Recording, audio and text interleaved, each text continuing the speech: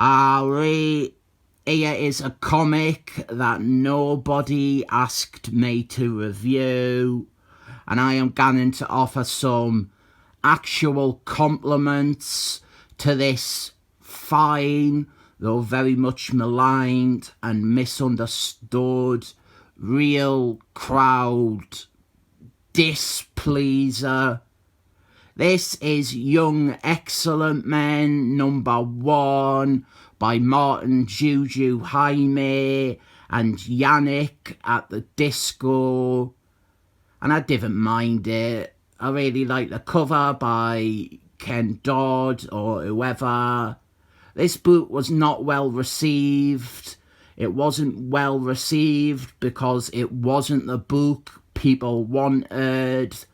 The Jose Quesada days, they were notorious for putting out books that were not the books people wanted. You still have that today with the Alex Alfonso and Akira Yoshida books. But the difference is that in the Quesada days, sometimes the books people didn't want were actually still worth reading. The reason people didn't want this was because it was a replacement for New Excellent Men, which was a very popular series. I have reviewed issues of that series before, and it has this really diverse ensemble cast. There's like 20 or 25 characters in that, and people love them kids. And then this comes along as a substitute, and it features only 6 characters, and only 2 of them are from those 25 characters featured in the previous book, Dusk and Onyx. We also have Wolf Club, and Wolf Club, he was in that book, but only ever as a background extra, really. But I have no qualms whatsoever about him being upgraded to the main cast for this. And I didn't think many other people would mind. But we will come to Wolf Club and the problem with him in a few issues' time, or a few pages' time. Then, up front, we have a new character, one of several new characters who Martin Guggenheim introduces, despite their already existing over 20 fan favourites, that this book was robbing of a vehicle. This is Inky Jones. I have heard some people accuse him of being a creator's pet. I will be looking at this character with that in mind this time. We also have another new character out here. He is called Gay Malkin. He isn't really in this issue and doesn't receive any character work in this whole series. The most significant thing with him being revealed as gay, that was done in another book. And our last one up here is Blind Spot. Blind Spot, she was and is just a plot device. She was only kept around because she was created by Joshua Whedonson. You see that a lot. Crap characters by big name writers, they always have very healthy longevity. But yeah, I have some positivity to add with this, but opening with a dream sequence that portends events that will follow is not one of them. This team, they are battling against Good Tights from the Bondage Club, and Blind Spot, she is cryptic and boring like she always is. She is not a character who should ever be a focus or ever exist, really. Awful, awful character. She is like one of the laziest possible writing tricks around. A character who has vague premonitions of the future or what is meant to happen, just to put the other characters on a journey specifically towards that. And yeah, she dreams that one of these characters gets killed by good tights. He beheads one of them. A lot of decapitation in these videos lately. Can you guess which of these characters gets decapitated?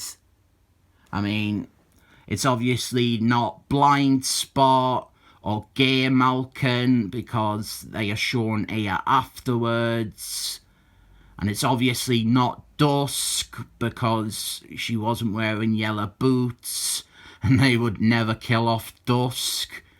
And it is obviously not Onyx, because he can just reform himself.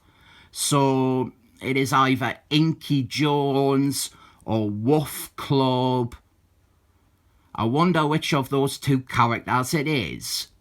Is it the one described as a creator's pet? Or is it the one that people might actually have seen as someone they are glad to see being featured in this book and expanded on? And this isn't even acknowledging how much I hate dream sequences in comics. And this dream sequence is like all the hackiest plot writing someone can string together. Blind Spot is once again just a plot mechanic. So then we are introduced to the rest of our cast. First is Wolf Club, who definitely didn't just get his head chopped off in that dream. Before this, Wolf Club, he had a little bit of use. He was in an awful Bucky Larson story about wary wolf people, and this here is actually referring to that. Wolf Club, he has tracked down the crap bad guy from that story for revenge. It's worth noting, Wolf Club, he seems to have been aged up quite a bit for this series.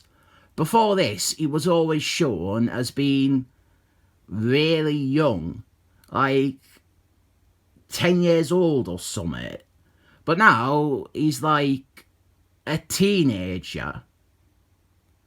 In that new Excellent Men issue I looked at, issue 43, I think they even highlighted that Wolf Club, he was meant to be the youngest mutie still around.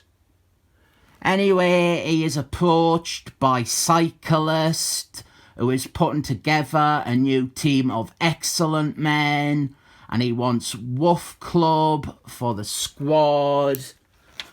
Cut to Afghanistan, and this is our introduction to Dusk.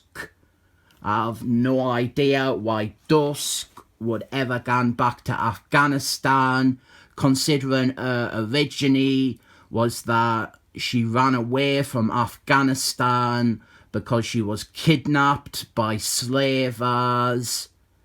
Dusk is a great character though, and that is why Cyclist has shown up the recruiter for the new team. This is all a big play on the gigantic size Excellent Men story that introduced the 70s team with Wolfman and Storms. Down here is our first appearance of Gay Malkin. I didn't think they properly explore his backstory. I think a lot of it was only said in the Andy books.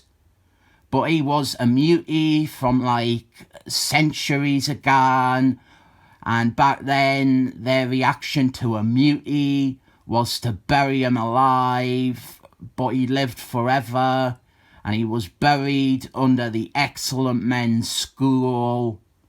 You would have thought Cerebral would have detected him, or a telepath would have sensed him, or in the process of building this mansion with several secret basement areas, they would have found him. But the school was destroyed in a big crossover, and that has let him out somehow. I didn't think I forgot his backstory totally right there. I think he might actually have been buried because he was gay, maybe. But it's something along them lines. And here is Inky Jones. Inky Jones, he gets tattoos that give him mutie powers. Simple idea. There is a twist about that. I actually won't spoil. But I never minded this guy. I thought it was an idea that I would not describe as awful. But he is also a low-life carjacker, which makes sense because if you Google Inky Jones, you'll see that Inky Jones, he ran a notorious tourist trap in a hotel in London, which he called a comedy club. And him and his lass have been taken to court hour and hour again for embezzlement scams and false advertising and stuff like that. Look it up. There is a blog post on Tumblr from some American or Canadian comedian who came out of England and got scammed into performing there. Inky Jones, he gets thrown in jail where he belongs, but Cyclist, he shows up to get him out for his new Excellent Men team. And I think this is the sort of thing that really annoyed a lot of readers, a lot of fans. There was all these other young mutie characters, and Cyclist was like scraping the bottom of a barrel. He's gone into this random street hood instead of Elian Keller or Serg. Blind Spot, she gans to meet with Onyx and tells him about her dream and how he was in it. And this is laughable because it is suggesting that these two characters ever bonded or shared a scene before this. Cyclist is also there on his recruitment drive lock. And this gives us a cute little bit where Cyclist, he causes some property damage to prove a point. But now our team are all together. They are assembled, and here they all are in their Excellent Men uniforms. Another big compliment is that despite several attempts to do so, they didn't overhaul Dusk's design. They just give her a yellow belt sash. In the trade, there is a whole bunch of really, really bad attempts to redesign her. But to redesign this character is a bit racist. It is insensitive. To take her out of her hijab, it is insulting to the people this character represents. And this team's mission is spinning out of Summit, I have said before, is an idea I wish they did more with. And that is Eclipse from the New Muties. He joined the Bondage Club. I think this story is as much as the pitiful resolution to this unexplored idea that I maintain is the only interesting idea done with Eclipse. What's happened is Eclipse He has taken over leadership of the Bondage Club, and now apparently other members of the Add New Muties team have been brought in as members, like Cannonballs and Mary Sue Moonchild. And this new team of excellent men has to stop them from being evil. I never had the animosity towards this book that most people have. I think there is some tripe writing and plotting, and I would agree that it was mostly a misfire.